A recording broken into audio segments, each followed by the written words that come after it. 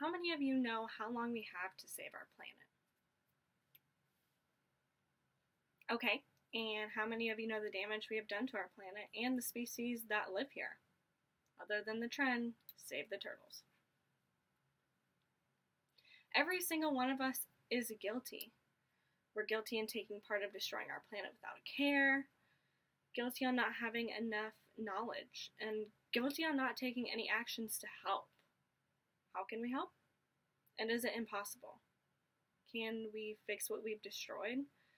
These are all important questions that we need to ask ourselves. Knowing the best ways to protect our planet will help put an end to the continuous damage of our planet. The first topic I'd like to start with is something recent, and we've all heard of it, and that's the Amazon rainforest. The Amazon rainforest fires were gone almost completely unnoticed at first. It took 2 weeks after the start of this fire for any news outlet to surface the story. And while these fires are being started from human activities, including,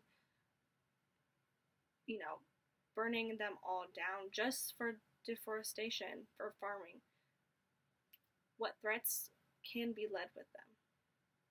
Well, the threats of these forests not only include the threat of the indigenous people, but also many other people who happen to live there, and all the vast majority of species.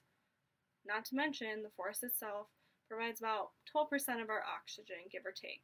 So, while the Amazon rainforest was burning, threats to the people there, the species there, they all rose. And according to the Worldwide Fund of Nature, damaging effects to our planet, including widespread economic damage, survival of species, and adding to an already worrisome climate change. I know personally I did not know about the Amazon rainforest fires until 2 or 3 weeks after it already started, and that was only because of someone tweeting it on social media. What is one way scientists have believed to be the most effective to help our planet? That's forest restoration, and not only to help, but to help change climate change, actually. It's not the shock that global warming and climate change are already an extreme issue, and we continue to grow that threat to everyone, not just us, but to all the animals, our future generations, everyone. The warming of the planet actually causes ocean temperatures to rise, resulting in melting icebergs and the warming of ocean waters itself. Did you know that ocean waters warming makes for more intense tropical storms, meaning more hurricanes, ruining our land? Or the melting of icebergs, which can cause rising sea levels, causing flooding, also once again ruining our land. Helping our climate change not only rely on forest restoration, but the pollution in the air and oceans as well. Global warming is linked to disease outbreaks, asthma, and effects on agriculture. Animals are constantly being killed by oceanic pollution, whether it be runoff from farms or trash being dumped at the beach. And this applies to more than our oceanic friends. It happens to animals everywhere. Why are these so important, you may ask?